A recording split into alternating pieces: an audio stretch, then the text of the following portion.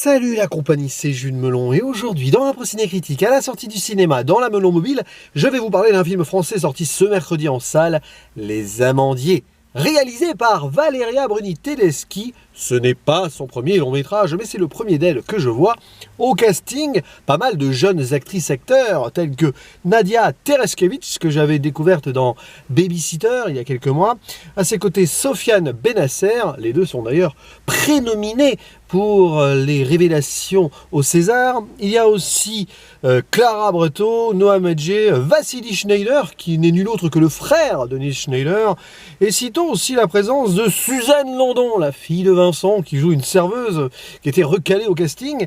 Parmi les adultes plus âgés, nous avons Louis Garrel, qui joue Patrice Chéreau, le directeur du théâtre, Michel Esco qui joue Pierre Roman, metteur en scène, et Isabelle Renaud est également là. Alors elle, je l'avais découverte dans l'opération Corned Beef, et en lisant un petit peu, je me rends compte qu'elle était elle aussi donc élève de ce théâtre des Amandiers, d'où le titre Les Amandiers, puisque Valeria Bruni Tedeschi ici nous offre probablement son métrage le plus personnel. Enfin, je ne sais pas ce qu'elle a fait avant, mais elle raconte quasiment sa jeunesse, où elle était étudiante dans cette école-là, qui a ouvert à Nanterre, il me semble. Hein.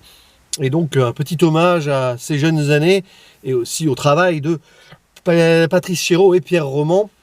Donc, elle a ramené son amie Isabelle Renaud, puisqu'elles ont toutes les deux joué dans un film, au moins un, de Patrice Lecomte, sorti en 1987, et qui visiblement, Hôtel de France, je crois, était aussi en lien avec la représentation théâtrale que l'on voit dans le film de Platonov. Bon, bref, oui, là je suis en train de faire un pré-synopsis, mais grosso modo, il s'agit d'un film très réaliste qui se passe dans les années 80, et on va voir la première cuvée du théâtre Les Amandiers, de jeunes acteurs et actrices en devenir, très ambitieux, venus de divers horizons, et qui, alors, qui s'apprennent le métier, vont connaître pas mal de passions entre eux, de drames aussi, de relations, et d'aventures, que ce soit à Nanterre, mais aussi à New York. Et puis le temps donc de mettre en scène cette pièce de Tchekhov, si je ne dis pas de bêtises. Oui, je suis assez mauvais en théâtre, donc attention, excusez-moi si je dis des bêtises. Mais oui, évidemment, c'est un film sur le jeu d'acteur, sur comment être un acteur ou le devenir, et l'exigence aussi de la mise en scène. Mais à côté, il y a la vraie vie qui existe aussi. Et quand la réalité et la fiction se mélangent, ça donne un film donc ici qui raconte quelque chose. Et on a donc forcément des actrices et acteurs qui jouent des actrices et acteurs. Et j'aime ça, moi, à la base. Et quelque part, ici, nous avons un peu le Fame à la française. Vous connaissez ce film, Fame. J'en avais déjà parlé d'ailleurs sur la chaîne. Mais dans le domaine du cinéma. Bon, alors, c'est un film que pas mal de gens attendaient. Bon, moi, personnellement, je me suis dit, pourquoi pas? Ça a l'air intéressant. C'était pas gagné que j'aille le voir, parce que j'étais un peu fatigué, mais là, allez hop, je me suis motivé.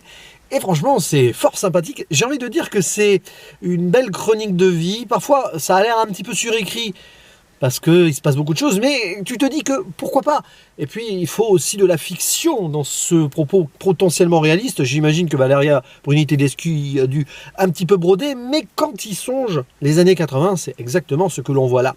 Il y a cette vibe-là, la reconstitution, ce cachet de l'époque. Des films comme ça, on en a eu cette année, notamment Les Passagers de la Nuit, qui était bien sympa aussi. Et donc avec cette patine-là, la photographie chef-op, qui doit, à mon avis, avoir bien bossé le sujet. Franchement, c'est un petit bonbon qui parfois se déguste avec plaisir et avec intensité émotionnelle, parce que ce qui peut se passer, je ne vais rien révéler, mais c'est quand même raccord à l'époque, puisque il y avait cette peur du sida, par exemple, la drogue, alors dans le domaine aussi artistique, ça fait un peu cliché vu comme ça, mais c'est une certaine réalité. Hein. D'ailleurs, c'est assez étonnant de voir que Patrice Lecomte et Pierre Roman, qui nous ont quittés depuis, n'ont pas été épargnés, hein. On les voit quand même prendre un petit peu des substances. Bon, c'est assez donc franc à ce sujet. Et alors après c'est un film choral où il se passe beaucoup de choses, mais on va se centrer surtout sur le personnage de Stella, brillamment interprété par Nadia Tereskevich. Elle a un grand talent, cette jeune actrice, et elle est parfaite dans ce rôle-là. Donc ce duo qu'elle forme avec Étienne, joué par Sofiane Benasser, qui est un peu le ténébreux tourmenté, ça va peut-être même très loin à ce niveau-là, mais lui aussi il est très bon dans cette personnification-là. et autour ça va graviter, etc. Donc ici une histoire d'amour qui débute, mais qui est compliquée, et puis à côté, après avoir passé un premier tour de casting qui avait 40 jeunes, ils sont 12, et on doit se battre pour avoir les meilleurs rôles de la pièce qui va être adaptée, avec l'exigence de Patrice Chéreau. Ah, Louis Garrel, ah, il est bien Louis Garrel, voilà, lui aussi, il rend hommage au cinéma français, à la mise en scène française, déjà, de par le père, hein, Louis Garrel, voilà, son papa était quand même, est toujours actif, hein, d'ailleurs, il me semble.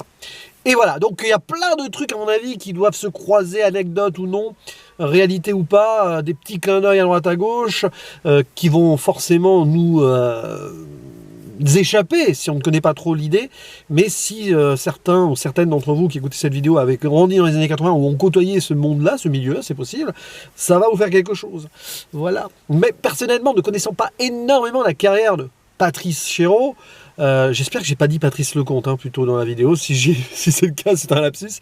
Et voilà, ne connaissant pas ultimement sa carrière, surtout théâtrale, je ne dirai rien là-dessus. Mais voilà, ça donne lieu à des moments très forts, où forcément il y a du jeu dans le jeu, donc je le disais, et c'est très intéressant de les voir travailler comme ça, en mode acteur studio un peu à New York, mais aussi après, plus à la française, voilà, lire une pièce avant de distribuer des rôles, du travail de fond comme ça, le travail, mais aussi des petites impros. Ils vont très loin par moment, hein, ils se donnent à fond. La toute première scène, quand ils essayent d'être sélectionnés parmi les 12, t'as un peu l'impression qu'ils sont dans le surtruc, et justement, après ils vont apprendre à s'affiner et tout, et on va parcourir avec eux leur évolution, donc ça c'est passionnant. Et on a pas mal de jeunes actrices et acteurs qui pètent l'écran, j'ai envie de dire. Bon, évidemment, les deux principaux, mais je vais pas en citer d'autres pour pas faire de jalouse ou de jaloux si jamais il y en a qui écoutent cette vidéo. Mais si vous passez par là, je pense que vous avez toutes et tous potentiellement un bel avenir devant vous. Évidemment, après, il faut avoir la chance et les bons rôles, hein, c'est toujours comme ça. Donc c'est un film assez méta qui est passionnant à suivre. Parfois, voilà, ça dévie à droite à gauche, c'est un peu long, mais ça se comprend. Il faut aussi les faire vivre, ces personnages qui n'ont pas tous la même importance dans le développement. Par exemple, je regrette que le personnage de Victor, qui est un peu le trublion dès le début, soit un petit peu écarté par la suite, mais il fallait faire des choix. Mais oui, il y a des moments assez durs, très durs même, hein, durant le brûlot, mais je ne dirai rien là-dessus. Ça n'épargne pas le spectateur, ni forcément un petit peu cette féerie d'époque, hein. Voilà, parce qu'il y a aussi ce discours, qu'est-ce qu'être actrice, qu'est-ce qu'être acteur? Oui, une vie éphémère potentiellement, ou une vie de souffrance et de solitude malgré le succès. Et on voit ici ces jeunes qui n'y sont pas forcément déjà préparés quand l'appel des projecteurs se fait. Donc passionnant, film à voir, à défendre, franchement, c'est une très belle proposition de cinéma, sur la mise en scène, sur le théâtre. Et oui, ça fait voyager dans le temps, et c'est toujours potentiellement d'actualité sur certaines ambitions et tout. Donc bravo à Madame Valéria Bruni-Tedeschi de nous avoir proposé ce film qui, je pense, lui est très cher. Et voilà, ça donne envie de se plonger dans cette époque, peut-être découvrir des films de Patrice Chéreau de l'époque et voir aussi des pièces de théâtre. Donc voilà.